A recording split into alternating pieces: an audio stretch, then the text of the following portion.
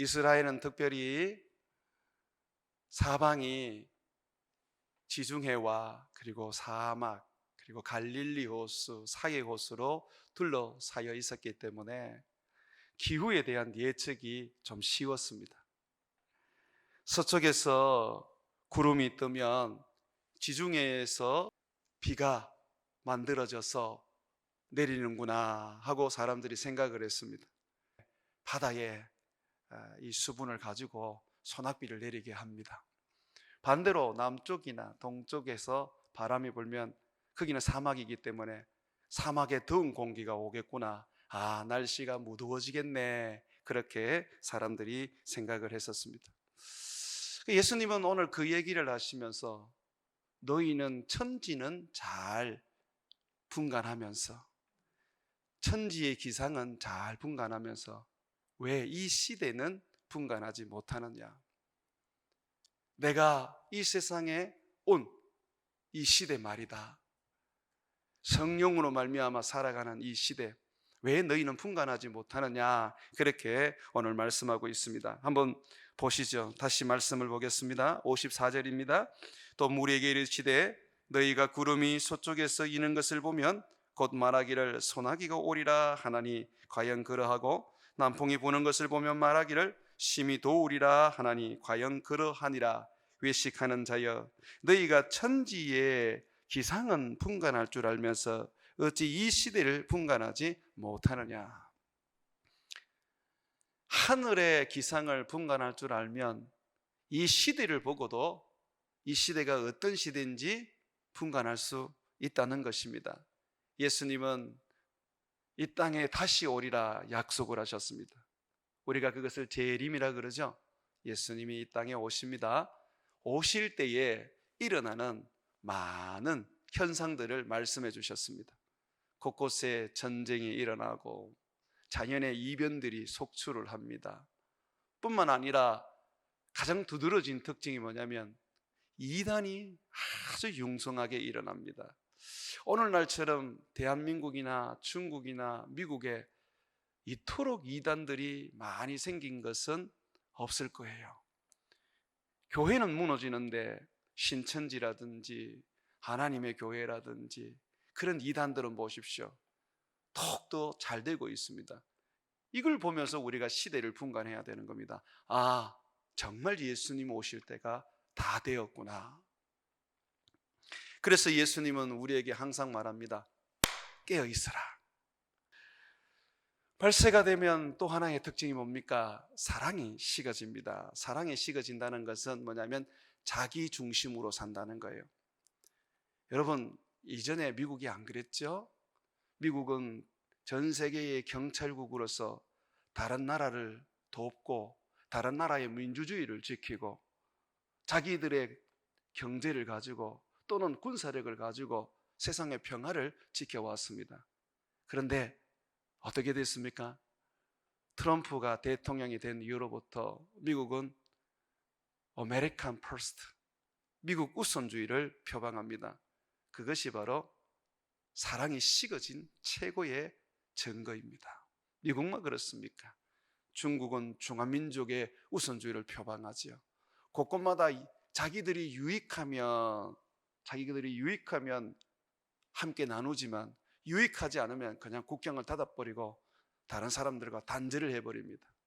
아무리 러시아가 잘못한 일을 해도 인도가 유익하다고 여겨지면 러시아와 경제적인 관계를 더욱 돈독하게 맺습니다. 이것이 바로 정의가 무너지고 공의가 깨어지고 사랑이 식어진 증거입니다. 예수님 올 때가 다 됐지요. 이런 시대에 우리는 깨어 있어야 합니다. 경제적인 어려움이 있고 또 살아가는 삶에 여러 가지 힘겨움이 있어도 우리는 이 세상에 빠져들면 안 됩니다. 늪과 같은 이 세상 속에 우리는 항상 십자가를 부여잡고 그 늪을 걸을 수 있는 믿음이 있어야 됩니다. 절대로 여러분의 발목을 그 늪에 빠뜨리지 말기를 바랍니다. 예수님께서 유대에 나타나셨을 때 동정녀 마리아의 몸을 통하여 이 세상에 오셨을 때에 사람들은 예수님을 보면서 그 시대를 분간했어야 했습니다. 하나님의 아들 예수님이 이 땅에 오셔서 그는 많은 기적과 이적을 보여주셨습니다. 왜 그런 기적과 이적을 많이 보여주셨습니까? 바로 예수님의 하나님의 아들, 세상의 유일한 구원자라는 것을 알려주기 위한 겁니다. 어느 선지자가 예수님과 같은 능력을 행한 적이 있습니까? 구약 성경을 아무리 읽고 또 읽어도 예수님이 행하신 그 능력을 행한 사람은 없었고, 예수님이 가르치신 그 말씀 같은 권 있는 말씀은 없었어요. 그럼 성경이 뭘 우리에게 말하는 것입니까? 예수님은 하나님이 보내신 이 세상의 구원자라는 것입니다. 동풍이 불면 이스라엘은 큰 무더위가 오겠다, 아주 덥겠다 하는 것을 분간하듯이 예수님이 세상에 왔다는 것은 바로 세상의 구원과 심판이 이제 주어졌다는 것을 분간해야만 했었습니다. 오늘날 교회들도 보면, 성도들도 보면 예수님이 오신 이후로부터 이 세상은 은혜의 시대라고 말하고 있습니다. 참 맞는 말이에요. 그런데 그것은 한 면만 보는 거예요. 예수님께서 이 세상에 오셨고 성령을 이 세상에 보내셨지 않습니까? 그것이 은혜의 시대 맞습니다.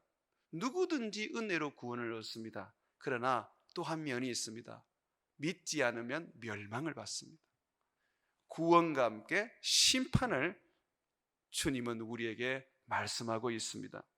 한번 성경을 보시죠. 사도행전 2장 17절에서 21절을 한번 보십시오.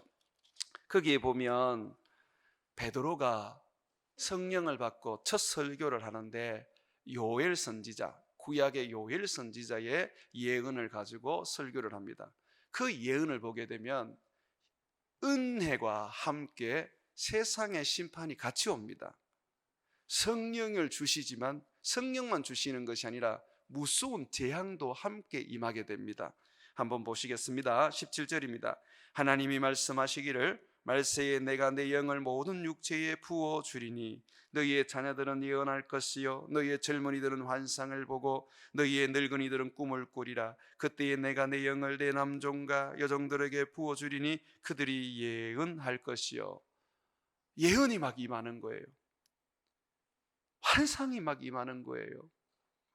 꿈을 꾸는 거예요. 모두가 선지자가 됩니다. 얼마나 은혜의 시대인지 모릅니다. 하나님을 알아라, 하나님을 섬겨라고 말할 필요도 없어요.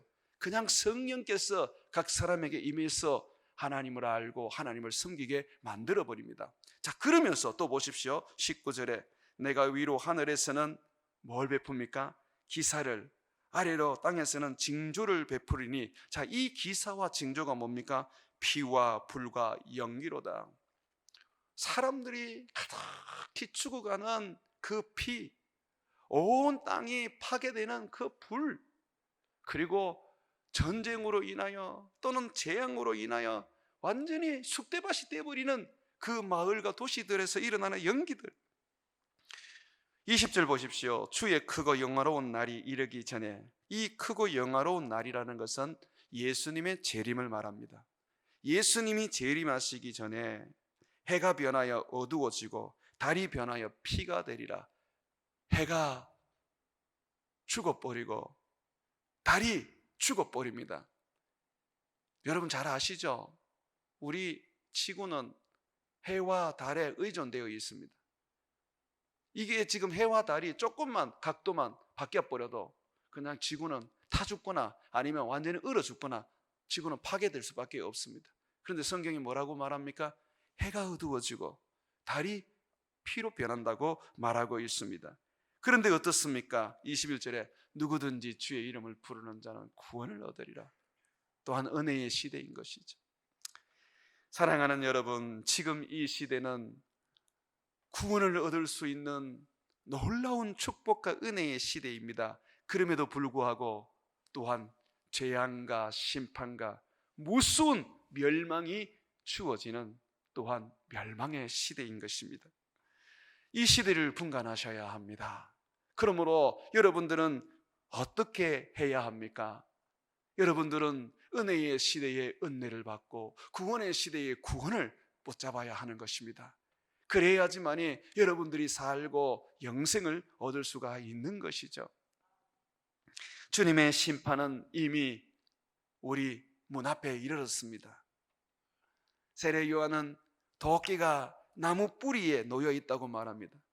누구든지 합당한 열매, 회개에 합당한 열매를 맺지 않으면 그 나무는 찍어 불에 던져질 것이라고 엄하게 경고를 합니다. 아직까지 이 시대가 안전하고 평안합니다. 그럼에도 불구하고 또한 이 시대는 불안하고 또는 멸망의 그 끝자락에 서 있는 것입니다. 그러므로 여러분들은 이 시대를 반드시 분간하여서 깨어서 기도하고 깨어서 주의 은혜 안에 있기를 힘쓰고 깨어서 구원을 힘써 이루어 가야 하는 것입니다. 여러분들이 지금 구원을 완성한 것 아닙니다. 여러분들이 구원을 시작하셨습니다. 예수님을 믿음으로 영혼의 구원을 얻었습니다. 그러나 구원의 완성은 우리 몸의 부활이요, 새하늘과 새 땅이 만들어져서 그것에서 아버지와 함께 동행하며 영생을 누리는 것이 구원의 완성입니다. 천국에 있는 분들이 구원을 온전히 얻은 게 아닙니다. 그분들은 우리와 같이 부활하여야 하고 하나님이 만들어주시는 새하늘과 새 땅에 들어가서 거기에서 삶을 살기 시작할 때에 구원의 완성이 이루어지는 거예요. 그래서 빌립보서 2장에는 뭐라고 말합니까? 두렵고 떨림으로 너희 구원을 이루라고 우리에게 말하는 것이죠. 자, 이 은혜의 시대, 이 멸망의 시대, 구원의 시대, 이 심판의 시대 속에서 우리는 어떻게 멸망받지 않고 또 심판받지 않고 구원과 은혜를 얻을 수 있습니까? 오직 하나입니다. 믿음입니다. 의인은 오직 믿음으로 말미암아 살아라고 우리에게 성경은 가르칩니다. 믿음이 없이는 하나님을 기쁘시게 할 수 없고 믿음이 없이는 구원을 얻을 수가 없습니다. 한번 가지고 있는 그 믿음이 영원한 믿음, 구원으로 간다고 생각하지 마십시오. 그럴 것 같으면 성경이 필요가 없지요. 로마서 1장 한번 펴보십시오. 로마서 1장에 펴보면 거기에 우리에게 믿음이 어떠해야 하는지를 가르쳐주고 있습니다. 1장 17절 말씀 보시면요, 복음에는 하나님의 의가 나타나서 믿음으로 믿음에 이르게 하나니, 여기에 보면 복음은 우리로 하여금 믿음을 줄 뿐만 아니라 계속해서 믿음으로 살아갈 수 있도록 믿음을 공급해 준다 그럽니다. 여기서 믿음으로 믿음에 이르게 한다 하는 이 말씀요, 이거 영어로 한다면 from faith to faith, 믿음으로 시작해서 믿음으로 끝나는 거죠. 그래서 거기에 보시면 기록된 바 오직 의인은 믿음으로 말미암아 살리라 함과 같으니라고 말하고 있는 것입니다. 하박국의 말씀이죠. 끝까지 믿음을 붙잡아야 되는 거죠. 믿음만이 우리로 하여금 하나님의 구원에 이르게 하고 하나님의 은혜를 받게 만듭니다. 이 멸망과 재앙의 시대에 우리에게는 구원과 은혜로 나타나야 합니다. 그러기 위해서는 믿음이라는 것입니다. 믿음. 그렇다면 믿음이라는 것이 무엇입니까? 이미 여러분들에게는 수차례를 내가 말씀을 드렸습니다만은, 그러나 이것은 또 강조를 해도 또 다시 반복을 해서 학습을 해도 너무너무 중요하기 때문에 말씀을 다시 드리겠습니다. 믿음이라는 것은 예수를 힘입고 예수를 의지하고 예수를 순종하고 예수를 바라보고 예수를 기다리고 예수님의 말씀을 따르는 것입니다. 믿음에는 예수가 없어버리면 믿음이 아니에요. 믿음이라 그러는데 나를 힘입고 나를 만족시키고 나의 의를 위하여 살아가면 그건 믿음이 아니고 율법입니다. 믿음은 자기가 없는 거예요. 믿음이 있는 사람은 자신을 십자가에 못 박고 십자가를 지고 예수님을 쫓는 것입니다. 믿음의 삶을 예수님이 그렇게 말씀하셨죠? 누구든지 나를 쫓으려거든 자기를 부인하고 자기 십자가를 지고 나를 쫓아라. 그게 믿음이에요. 믿음이라는 것은 결국은 나는 없고 내 안에 예수가 계시는 겁니다. 내가 살아가는 삶이, 내 힘이 내가 아니라 예수입니다. 지금도 예수님이 내 안에 계십니다. 그리스도의 영으로 지금 성령이 오셨죠? 우리가 성령으로 살자, 성령의 충만함을 받자 하는 게 뭐냐면 믿음으로 살자는 말입니다. 내가 아니라 예수로 사는 거예요. 이게 믿음입니다. 믿음. 그러면 율법이라는 것이 무엇입니까? 율법이라는 것은 법과 규칙을 따르고 그 법을 힘입고 그 법에 순종을 하고 그 법에 힘입어서 사는 것이죠. 예수님은 그래서 이 땅에 오셔서 율법을 완성시킨 후에 패하셨습니다. 그리고 우리에게 자신을 주셨습니다. 그래서 우리는 율법이 아니라 예수님을 힘입어서 살아가는 것이죠. 믿음은 예수를 힘입는 것입니다. 그러다 보니 이 믿음은 굉장한 능력이 있고 생명력이 넘쳐납니다. 그리고 이 믿음은 성령이 없이는 불가능하죠. 12년 동안 혈류병을 앓던 여인이 내가 예수님의 옷자락만 만지면 낫겠다 하는 믿음을 가지고 아무도 모르게, 예수님도 눈치 못 채게 예수님이 걸어가는 그 뒤편으로 살짝 가서 옷자락을 만졌습니다. 어떻게 됐습니까? 정말 그 믿음대로 깨끗하게 나음을 받았지요. 근데 예수님이 그걸 아셨어요. 그래서 예수님이 가던 길을 멈추시고 돌아서서 누가 나를 만졌느냐 하고 말씀을 하셨습니다.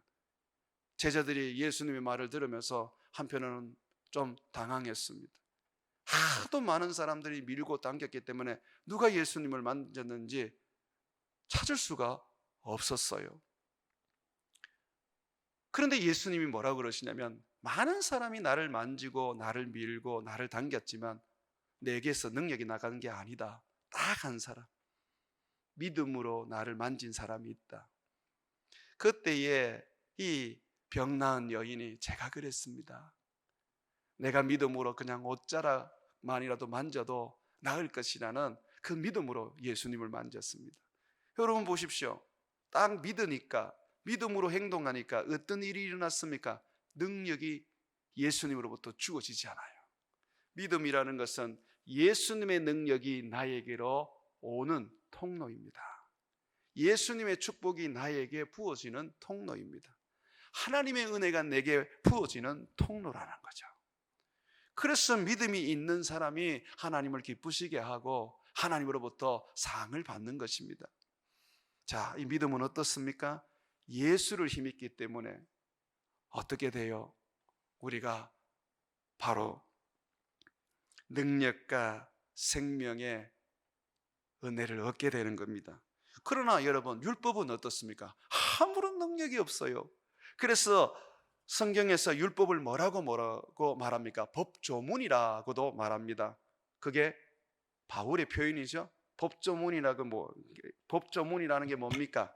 자, 이게 우리나라 헌법책이라고 합시다. 그러면 이 헌법책에 뭐가 기록되어 있습니까? 우리나라 법이 기록되어 있죠? 이게 바로 법조문이에요. 그런데 이 기록되어 있는 법이 힘이 있겠습니까? 이 법이 사람을 살리겠습니까? 이 법이 생명력이 있겠습니까? 없는 거예요.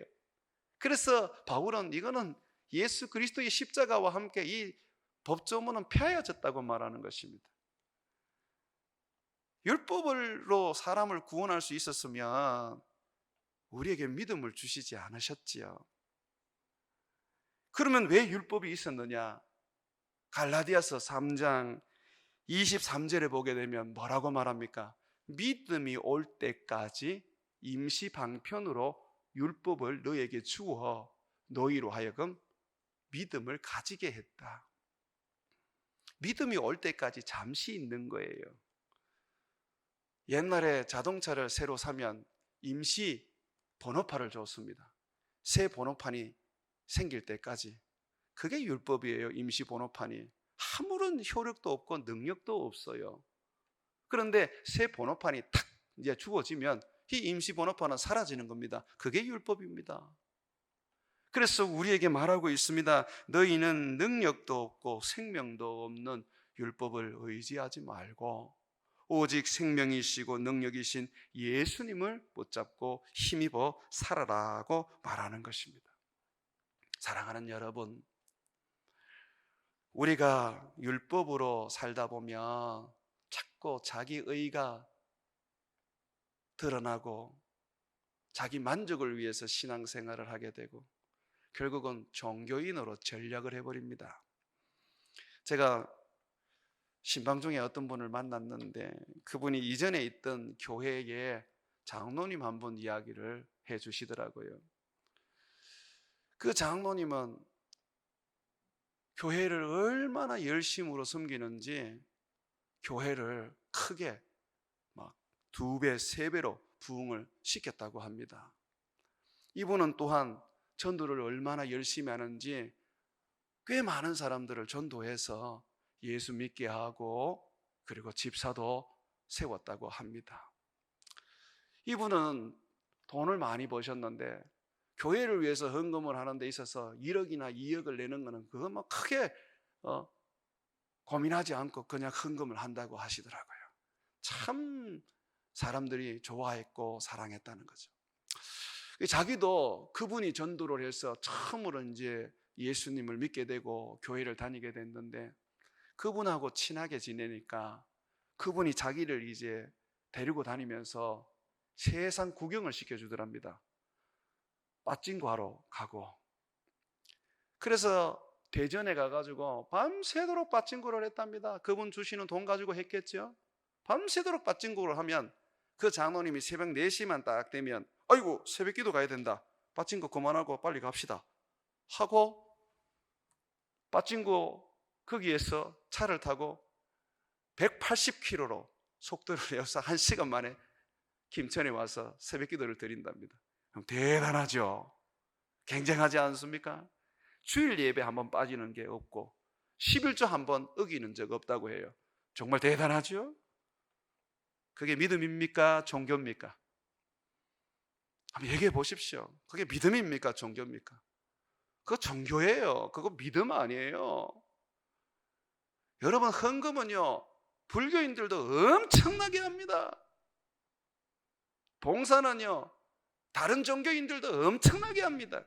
헌신요 이슬람 사람들은요 자기를 자폭 테러로 그냥 던져버립니다. 그런 걸 가지고 믿음이라 그러지 않는 거예요.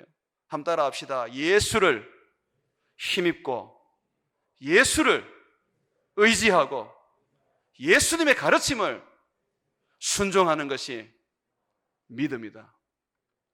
예수예요. 자기 의를 드러내는 게 아닙니다. 예수님을 드러내는 것입니다. 예수님처럼 살고 예수님의 말씀대로 순종하고 예수님을 쫓아 행하는 그 제자의 삶이 바로 믿음이라는 겁니다. 그게 믿음이에요. 그게 믿음. 종교적인 열심 가지고 앞으로 여러분들은 그런 사람들을 교회에 장로나 권사나 집사로 뽑으면 안 돼요. 아유 저 사람은 그래도 교회에 열심이더라. 아유 그래도 헌금은 잘하더라. 아니요, 그런 사람들이 결국은 교회를 종교 집단으로 만들어 놓습니다. 목사도 마찬가지입니다. 예수는 없고 늘 윤리를 가르치고 늘 율법을 가르치는 사람은 그 사람은요 믿음이 뭔지를 모르는 사람입니다. 그런 사람은 성령도 몰라요. 그런 사람 뽑으면 안 돼요. 참믿음이 무엇입니까? 여러분, 이 참믿음 오늘 우리 분명히 했으면 좋겠습니다. 믿음이 행함이 없이는 안 돼요. 율법과 행함, 일하는 부분 속에서 믿음은 그저 마음으로 믿는 게 그게 믿음이라고 생각하는데 아닙니다. 참 믿음은 행함이 있어야 됩니다. 누가복음 6장 46절 한번 펴보십시오. 예수님이 가르치신 말씀에 참 믿음이 무엇인지, 정말 견고한 믿음이 무엇인지 우리에게 가르쳐 줍니다. 가짜 믿음, 헛믿음, 또한 그게 뭔지 예수님이 말씀하세요. 누가복음 46절에 한번 보십시오. 너희가 나를 불러 주여 주여 하면서도 어찌하여 내가 말하는 것을 행하지 아니하느냐. 입술로는 주님 주님이라고 불러요.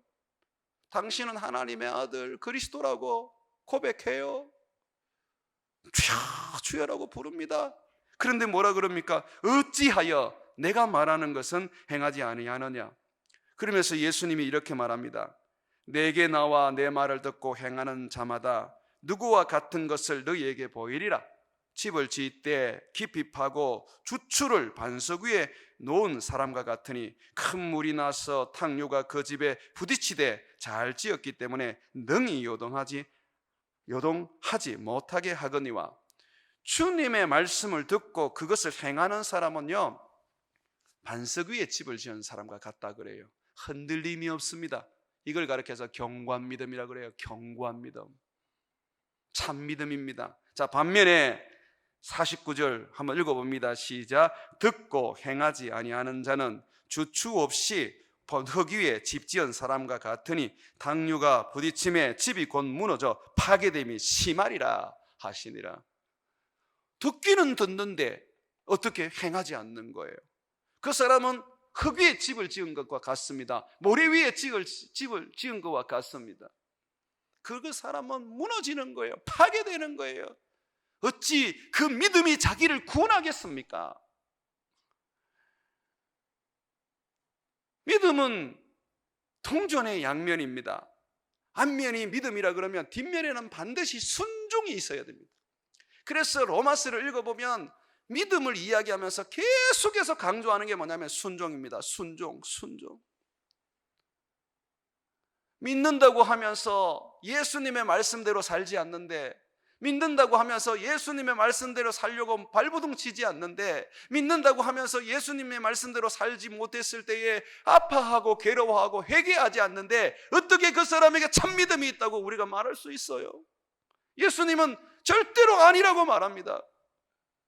예수님은요, 무리가 있고 제자가 있다 그래요. 수많은 사람들이 예수님을 따라다니는데 예수님의 말씀대로 행하는 사람을 제자라고 불렀고, 예수님의 말씀은 듣기는 듣지만 행하지 않는 사람들을 무리라고 불렀습니다. 종교죠. 11조 아무리 많이 갖다 내고 1억이든 2억이든 교회 필요하면 그냥 갖다 내고 빠찡고 하다가 그냥 시간 되면 새벽기도 나가고 주일에 한번 그러지 않고 온갖 봉사는 독차지 다 한다 할지라도 말씀대로 살지 않고 하나님의 뜻대로 살지 않으면 결국은 그 사람은 종교인에 불과할 뿐입니다. 믿음이 아닙니다. 야고보서 2장 14절을 한번 보십시오. 예수님의 제자 야고보는 믿음은 행함이 없이는 죽은 믿음이라고 분명하게 우리에게 교훈하고 있습니다.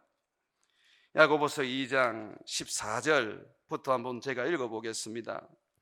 내 형제들아, 만일 사람이 믿음이 있노라 하고 행함이 없으면 무슨 유익이 있으리요?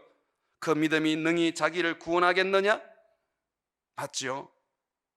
믿음이 있다고 그러면서 행함이 없으면 무슨 유익이 있겠냐고, 그게 자기를 구원하겠느냐고 말도 안 되는 소리 하지 말라고 말합니다. 만일 형제나 자매가 헐벗고 일용할 양식이 없는데 너희 중에 누구든지 그에게 이르기를 평안히 가라, 덥게 하라, 배부르게 하라 하며 그 몸에 쓸 것을 주지 아니하면 무슨 유익이 있으리요? 교회는 삐까번쩍하겠지 않았는데, 식사를 하면 산의 진미는 다 나오는데 교회에 병들고 가난하고 어려운 사람들은 전혀 돌아보지 않는 거예요. 요즘 많은 분들이 교회에 헌금을 안 하고 자신들이 헌금을 할 걸 가지고 구제를 하고 선교를 한다고 그럽니다. 저도 그런 분을 만나봤습니다. 그 교회에 그 헌금해서 선교하고 하면 되지요 그랬더니 우리 교회는 안 합니다. 우리 교회는 우리끼리 먹고 그냥 좋은 시설 만들고 그렇게 배고프면 그냥 뭐 음식이나 시켜 먹지 그거 구제 안 합니다. 우리 교회에 교인이 200명 가까이 되는데 한 달에 10만 원 보내주는 그 협력 선교사 4사람 그게 전부입니다. 그런데 목사님이 말하기를 우리 교회는 다른 교회보다 선교를 많이 합니다 라고 하더라는 거죠. 어디 엉터리 같은 소리를 하고 말도 안 되는 소리를 하고 교인들을 기만하는지 정말 두렵고 떨리는 문제입니다. 오늘 성경이 그걸 말하지 않습니까? 17절에 보십시오. 이와 같이 행함이 없는 믿음은 그 자체가 죽은 것이라. 행함이 없는 믿음은 죽은 믿음입니다. 죽은 믿음이 구원을 얻을 수 있습니까? 죽은 믿음이 은혜를 입을 수 있습니까? 죽은 믿음이 하나님의 성령을 받을 수 있습니까? 없지요. 22절에 한번 보십시오. 행함은 아주 중요합니다. 같이 읽습니다. 시작. 네가 보거니와 믿음이 그의 행함과 함께 일하고 행함으로 믿음이 온전하게 되었느니라. 행함으로 온전하게 되었다는 것이죠. 그러면 여러분 이런 질문을 던질 수 있어요. 아브라함은 하나님이 밤중에 나타나셔서 그를 데리고 하늘의 별들을 보여주면서 네 자손이 이와 같으리라 할 때 그가 믿어서 어렵다함을 얻은 거 아닙니까? 그가 무슨 행위를 했습니까? 그럴 줄 알고 야고보가 그 뒤에 설명을 또 해놨습니다. 한번 보시죠. 23절. 이에 성경에 이른바 아브라함이 하나님을 믿으니 이것이 의로 여기셨다는 말씀이 이루어졌고 그는 하나님의 벗이라 칭함을 받았느니 이로보건대 사람이 행함으로 어렵다 하심을 받고 믿음으로만이 아니니라 라고 말하고 있습니다. 이게 무슨 말입니까? 여기 보면 아브라함이 하나님을 믿으니 어렵다고 여김을 받았습니다. 그런데 그 어려움이 이루어졌다. 그 어렵다고 하나님이 말씀하셨던 것이 이루어졌다고 말해요. 그게 언제 이루어졌습니까? 그게 언제 이루어진 거예요? 21절에 한번 보십시오. 그게 딱 나옵니다. 우리 조상 아브라함이 그 아들 이삭을 제단에 바칠 때에 언제지요?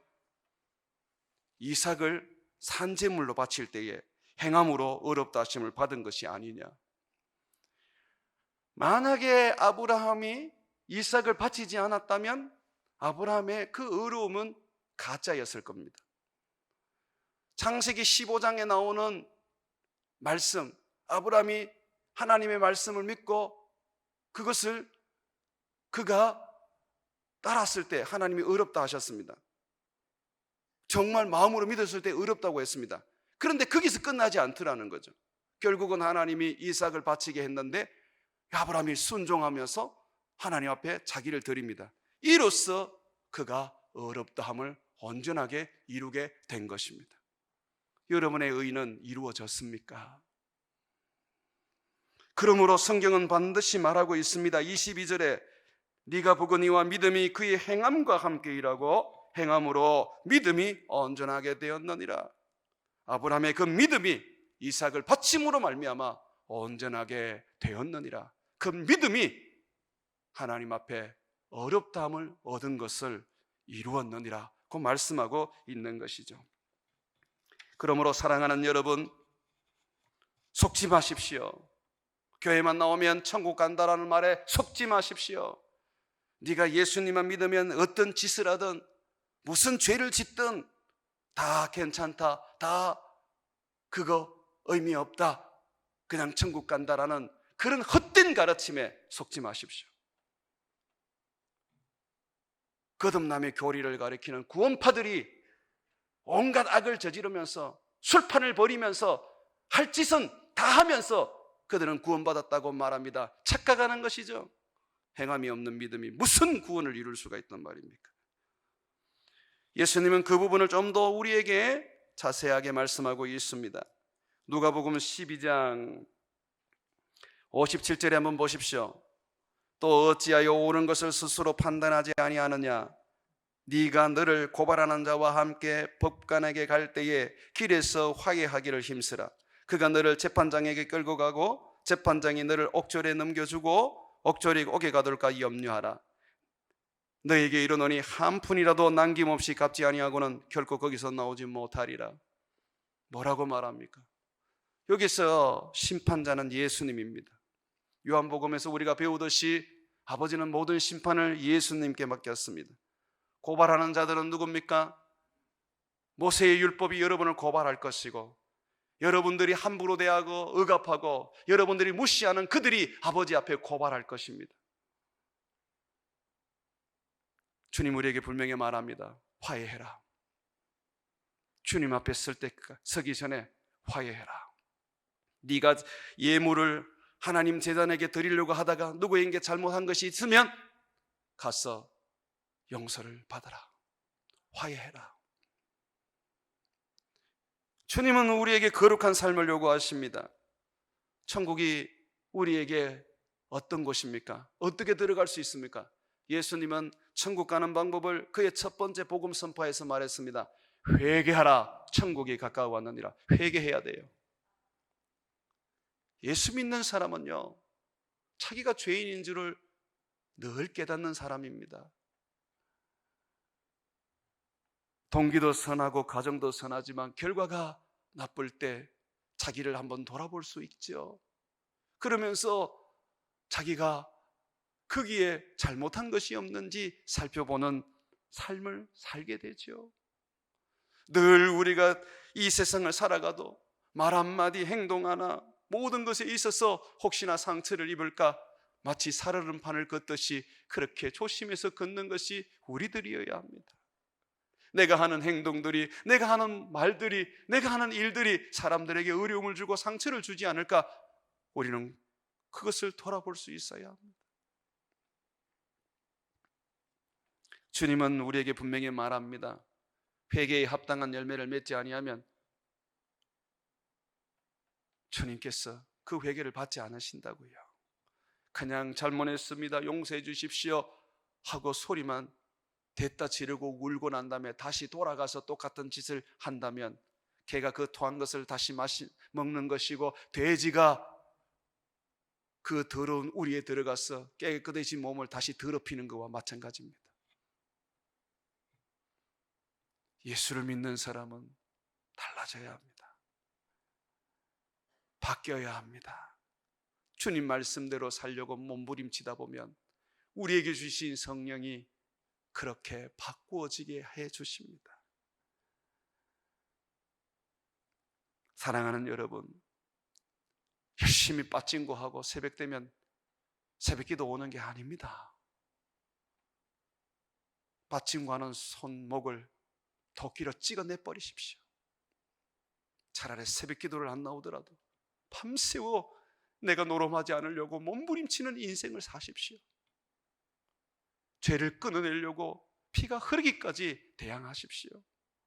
하나님이 그런 사람에게 복을 주시고 은혜를 내려주시는 것이죠. 믿음이 무엇입니까? 믿음이라는 것은 바로 처절하게 주님 붙잡고 주님 의지하고 주님 말씀대로 살려고 몸부림치는 씨름 아닙니까?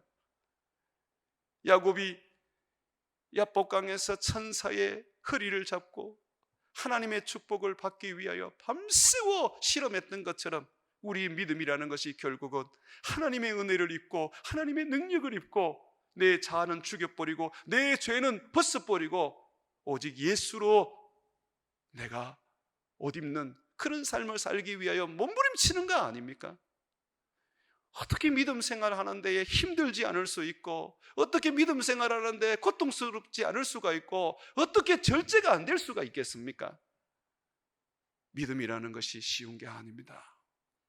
믿음은 결국은 나를 죽이고 그리스도를 세우는 것이기 때문에 너무너무 쉽게 살아서는 안 됩니다. 특별히 목회자가 되고 교회의 장로가 되고 권사가 되고 집사를 됐을 때는 예수님을 보여줘야 하는 믿음의 사람이기 때문에 더욱더 우리가 몸부림치면서 거룩한 삶을 살려고 애써야 하는 것이죠. 사랑하는 여러분, 오늘 주님 우리에게 말하고 있습니다. 시대를 분간하고 옳은 것을 판단하라. 너희가 이 시대에 어떻게 살아야 할지 다시 한번 생각해라. 믿음으로 살아야 한다. 철저하게 자신을 십자가에 못 박고 믿음의 씨름을 하고 믿음의 경주를 하고 믿음으로 살려고 발부둥치는 인생이 되라고 말씀하십니다. 이 말씀을 붙잡고 우리 주님 앞에 서기를 주의 이름으로 축원을 드립니다.